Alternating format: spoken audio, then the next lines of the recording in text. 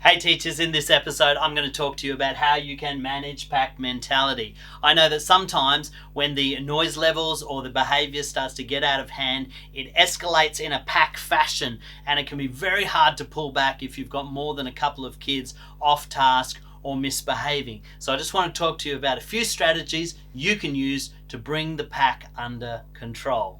Let's get into it.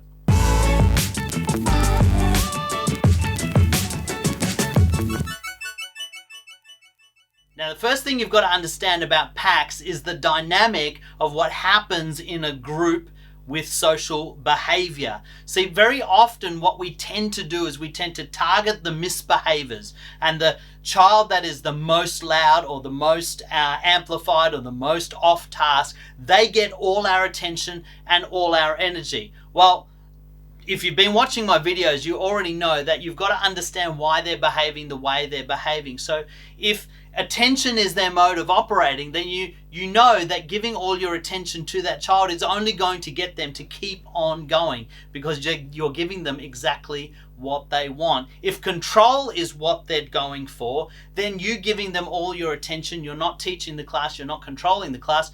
Again, they're getting everything that they want. If it's revenge and you're giving all your attention to them, you're probably getting frustrated, you're probably getting angry. They are getting satisfaction because they know they're affecting you emotionally. Either way, if you pour all your attention onto the child that is misbehaving in a large group, or the most escalated in a large group, what you will find is it's actually counterproductive. And as you focus on that child, the rest of the class will continue to escalate. And I wanted to just demonstrate this and how you can focus on it more effectively.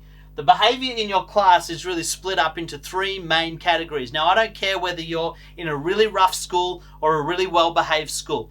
Your children will generally fit into these categories. It's statistics on demographics across the board. This stuff works. And if you want to read more about the evidence-based research, have a look at the research done on the school-wide positive behavior system. They talk a lot about this. But basically, your class can be broken up into three categories: 80%, 15%, and 5%. What are these? 80% are generally well behaved. They're generally kids that want to do the right thing. They want to get along with their teacher. In any class you go, there will be a majority that, it's like the bell curve. There'll be an 80% in the middle that really want to do the right thing and want to get along with you.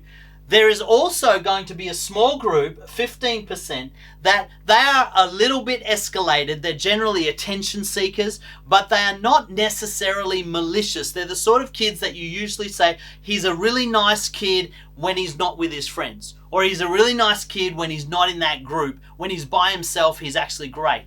These kids generally feed off peer affirmation. They feed off the group. They're not generally the ringleaders or the leaders of the trouble. They will follow the ringleader. Okay, so you got 15% is low-level behavior. 80% is low-level behavior. 15% is medium behavior. And then you will have 5% in your class that are high-level behavior. Now, this, of course, will differ according to what your scale of high and low is. If you're in a really good school, your high-level behavior might be a couple of kids that talk too much.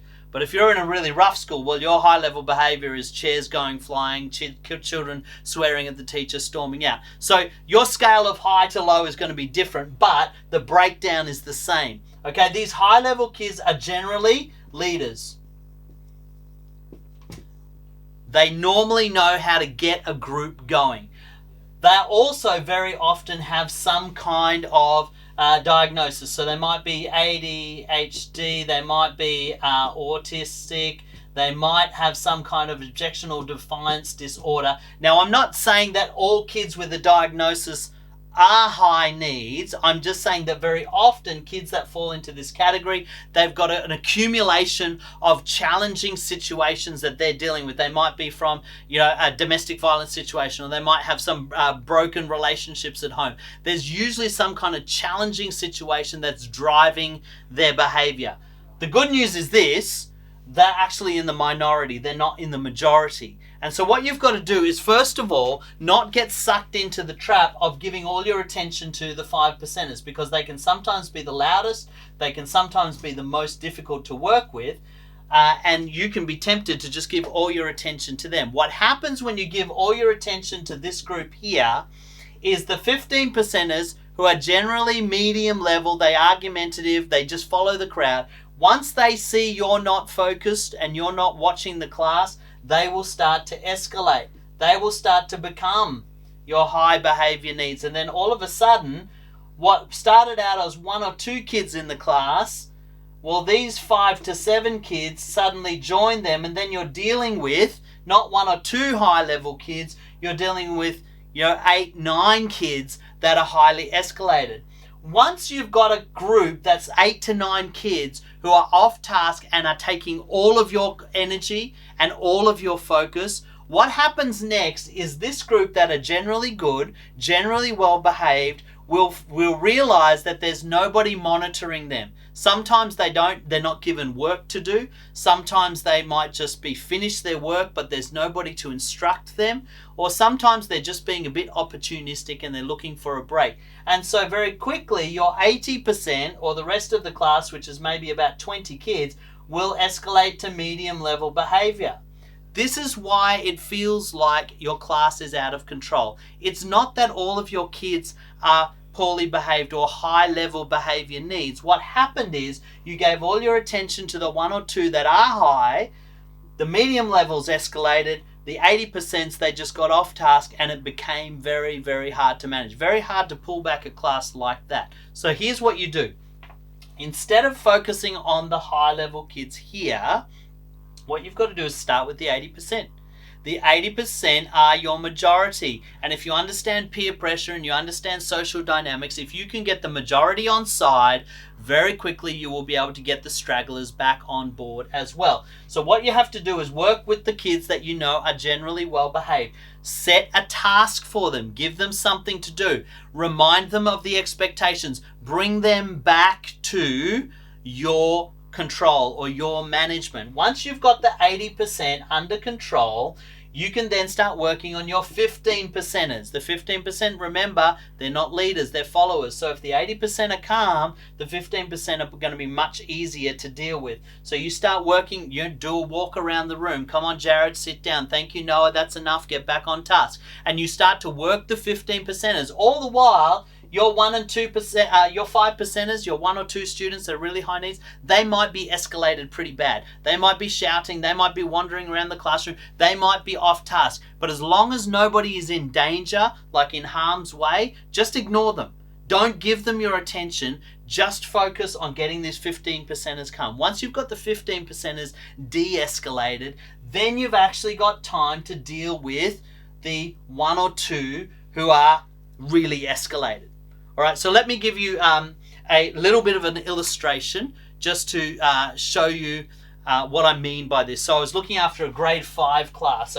When I was doing some behavior teaching, and I had to go to the grade 5 class and look after them for a while. They were known to be a class that were very difficult to work with, and I lined them up in the usual fashion, and sure enough, I had 1 or 2 kids that would not line up. They were, there was the pack leader and his lieutenant, and he was sitting on the railing refusing to line up. Well, very quickly, the 5 to 7 kids who were medium level behavior, they joined him on the railing. They started calling out. They started telling me they weren't going to line up. They started mucking up. All the while, I've got 80% of my class that are standing there, lined up, ready to go in. But very slowly, that 80% started to break down. Some of them were getting out of line. Some of them were getting noisy. Some of them were getting off task because they're waiting for the class. But as always, the high-level kids are holding the class up. So this is what I did. I just said to the 80%, I said, all right, we're going in the class right now. Thank you for lining up. When we get in the class, you get out a book, you sit down, you read silently. You don't walk around, you don't talk to anybody, you don't need my help. You just sit down and read silently. And I opened the door and the 80% started to file in. Well, guess who else joined the line? Yes, my 15%ers and my 5%ers jumped off the railing and wanted to come in. Well, here's the problem. Because they hadn't lined up properly, because they hadn't shown me that they were ready to actually comply with instructions, I stopped them from entering the room. I said, no, you can't come in the room until you're ready to line up. Well, as soon as the 15%ers realized the majority was in the room, they lined up very quickly. I had a line of 5 kids that were ready to go in and ready to learn. So I gave them the same instruction. When you go in, you go and get a book, you read quietly, and you wait for me to give you the next instruction. So they went in. Of course, my high flyers wanted to come in, but they didn't want to line up. They wanted to do it on their terms. So I simply said to them, when you're ready to come in, you knock on the door and you let me know. I walked in, I closed the door. Well, about a couple of minutes later, the lieutenant knocked on the door. The one who is not the absolute leader, but he's, very loyal to his alpha buddy. And so he knocks on the door and he says, I'm ready to come in. I said, well, line up, show me you're ready. And he walked in.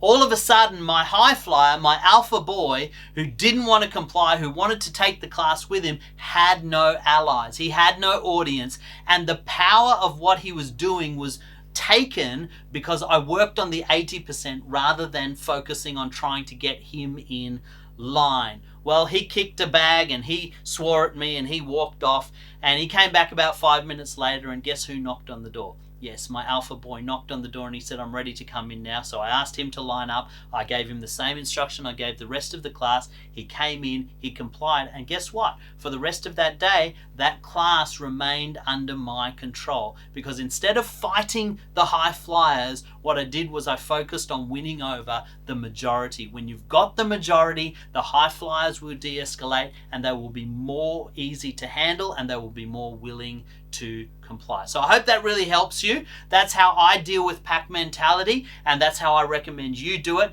Don't go after the high flyers. Get the majority under control, and the high flyers will de-escalate. Thanks so much for watching. I hope you got a ton of value out of that episode. Don't forget to comment and let us know what you thought, or if you have specific topics you'd like us to cover, let us know in the comments, and make sure you share and like if you know that somebody else will enjoy the content that we're producing. Until next time, I'm Tarun Stevenson for Karma Classrooms.